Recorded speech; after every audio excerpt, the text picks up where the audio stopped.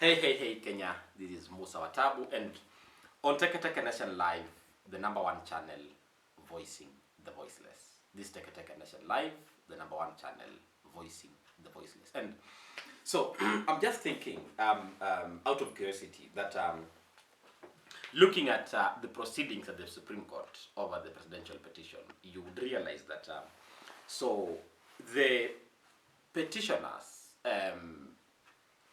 paint out Chebukati as the man who aided the Deputy President William Ruto to become president. And while the other side, of course, looking at Cherera and the other commissioners who walked out of the IEBC, they have been linked to the Azimio side.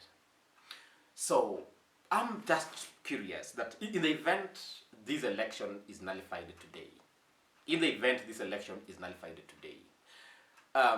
I tend to think that maybe, not even maybe, most likely, Raila will not accept to go to another election with Chebukati as the referee. Would he really? Because in 2017, when we had the repeat elections after the presidential elections were nullified, Raila didn't accept to go to the repeat elections because he claimed he can't go to those elections with the same referee that had messed up the previous election that were nullified. So in this case, I'm wondering if the Supreme Court nullifies this election, and Raila, of course, would want to push out Chebukati.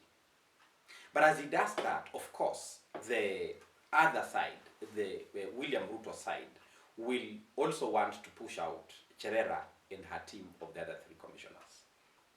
So, while the Constitution requires that this election is held within 60 days, I'm really left wondering what would happen, because if Raila will push for the exit of Chebukati, Ruto and his team will be pushing for the exit of Cherera and her team, then we don't have a commission, unfortunately.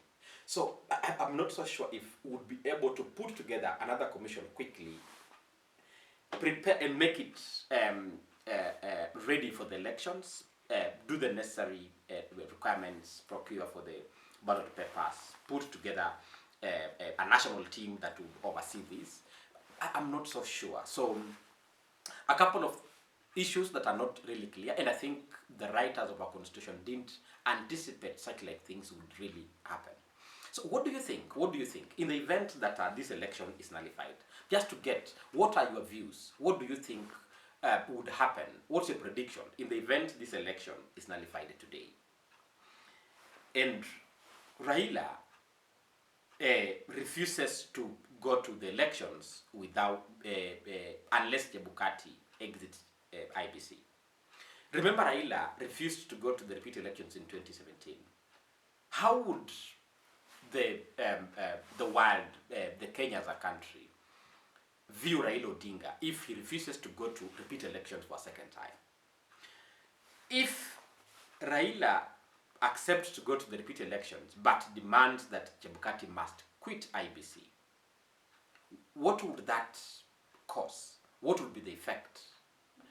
If Ruto accepts to go to the repeat elections after his win is nullified, but then he demands that Cherera and the other 3 commissioners who seem to be supporting Azimio from what all of us have seen, what would that mean? If Chebukati has to leave IEBC and Cherera and her team as well have to leave IEBC, would we have a commission? What is required to form a new IEBC and make it ready to run the elections in 60 days? What would that require? And what does that mean to the Kenyan voter and our economy? So a couple of things really to look at, but I think we need to really come out and ask hard questions and be ready for whichever decision the Supreme Court will come up with. But I just think we need to think and see, in the event these things happen, where does it place the Kenyan voter? Just the normal Kenyan. Hii stuff may happen hivi. And Raila has a right to say, siendi kwa hizo kura with Chebukati. Ruto has a right to say, siendi kwa hizo kura with Cherera and her team. Should that happen, kutakuwaje? And just to check, by the way, in the event now Raila accepts to go to repeat elections and we still have Chebukati, Ruto accepts to go to repeat elections and we still have Cherera and her team, will IEBC really function? Will it? Do you think that Chebukati and Cherera and her team can come back together, reconcile the differences, form a formidable team, able to run a clean, free, fair, and credible elections? Should the Supreme Court nullify the current election and call for fresh elections? Is the IEBC as it is constituted, in the event they're able to quickly reconcile, waombeane msamaha, wasema iza boss, iza Chebukati, iza Cherera, come back together, form a team, and deliver another election? Do you think so? Leave a comment down there. Comment, tell me what you think. Asante. Please go to YouTube channel and subscribe. Thank you.